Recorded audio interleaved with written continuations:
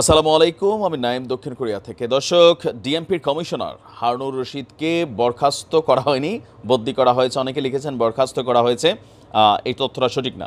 তো ডিবি হারুনকে বদলি করে ডিএমপির এই গুরুত্বপূর্ণ একটা পদ, যেটা হচ্ছে আমাদের গোয়েন্দা প্রধানের পদ, তো এই প্রধানের পদ জায়গায় যিনি এসেছেন, তিনার সম্পর্কে আজকের এই ভিডিওতে আমরা সর্বশেষ যে তথ্যগুলো গণমাধ্যমের বরাতে জানতে পেরেছি সেগুলো আপনাদেরকে জানাচ্ছি, যে কে এই মোহাম্মদ আশরাফুজ্জামান, কি তার ব্যাকগ্রাউন্ড, অথবা মানে তিনি মানুষ হিসেবে কেমন, অথবা কতটুকু তিনি দায়িত্ব পালন করতে পারবেন।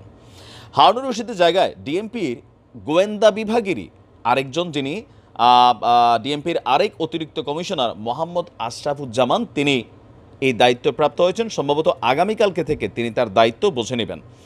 তিনি ডিএমপির অতিরিক্ত কমিশনার হিসাবে লজিস্টিক, ফিন্যান্স অ্যান্ড প্রকিউরমেন্টের এতদিন দায়িত্ব পালন করেছেন। আর ওই আদেশই ডিএমপির অতিরিক্ত commissioner crime and operation Khaled মহিউদ্দিনকে অতিরিক্ত কমিশনার হিসাবে লজিস্টিক, ফিন্যান্স অ্যান্ড প্রকিউরমেন্টের দায়িত্ব দেওয়া হয়েছে, মানে তার জায়গাতে আরেকজন আসছে।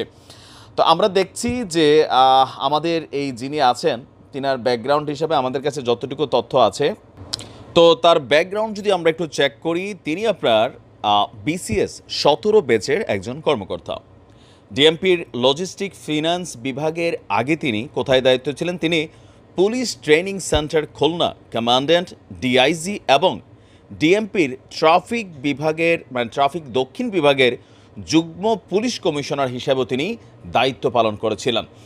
আর তার যে স্ব পদগুলোতে তিনি দায়িত্ব পালন করেছেন, গণমাধ্যমগুলো বলছে সেখানে তিনি বেশ কৃতিত্বের দাবির সহিত, মানে কৃতিত্বের সহিত তিনি তার দায়িত্বগুলো পালন করেছেন। আর আরও যদি একটু দেখি, ওনার দায়িত্ব পালনকালীন, মানে এর আগে তিনি যে দায়িত্বগুলো পালন করেছেন, সেইখানে তাকে নিয়ে তেমন কোনো আলোচনা বা সমালোচনাও হয়নি।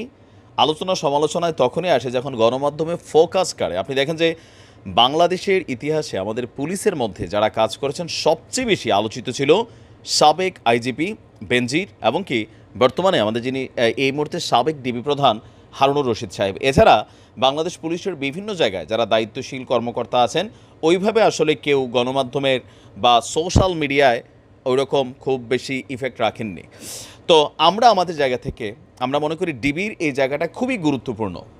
ডিবি পুলিশের যে দায়িত্বটা, সেটা আসলেই খুবই গুরুত্বপূর্ণ। যে কোনো একটা মানুষকে যে কোনো সময় তুলে নেওয়া, তাকে যে কোনো একটা ইন্টারোগেশনে নেওয়া, ডিটেনশনে নেওয়া, একটা ভুয়া মামলা দিয়ে থেকে ফাঁসাই দেওয়া, এরকম নানান ঘটনাগুলো কিন্তু বিভিন্ন সময় আমরা দেখেছি কতিপয় অসাধু কর্মকর্তা তারা তাদের এই, মানে এই পদটাকে বা এই পোশাকটাকে ব্যবহার করে অনেক ধরনের অপকর্মে কিন্তু জড়িত হয়েছিলেন। আবার অনেকেই এই সেক্টরটাতে সফলতার স্বাক্ষর রেখেছেন দেশ এবং দশের জন্য। তো আমাদের যিনি নতুন ডিবি প্রধান আছেন, আমরা আশা করি তিনার মাধ্যমে, যেহেতু এটা খুবই গুরুত্বপূর্ণ একটা সেক্টর, এই সেক্টরটা তার যে ভাবমূর্তি, হারানো ঐতিহ্য, সেইটা ফিরে পাবে। ডিবির এই সেন্টারে মানুষ ভয় ছাড়া, মানে কি বলা হয় যে ধরেন যেটা সার্ভিস পাওয়ার, সেই সার্ভিসটাই পাবে। তিনি তার দায়িত্ব পালনকালে ডিবির নামকে আরও উজ্জ্বল করবেন, এই প্রত্যাশা রেখে আমি আশাবাদী মানুষ। আমি আজকের ভিডিওটা শেষ করছি। আরও তথ্য থাকলে আমরা জানাবো। আসসালামু আলাইকুম।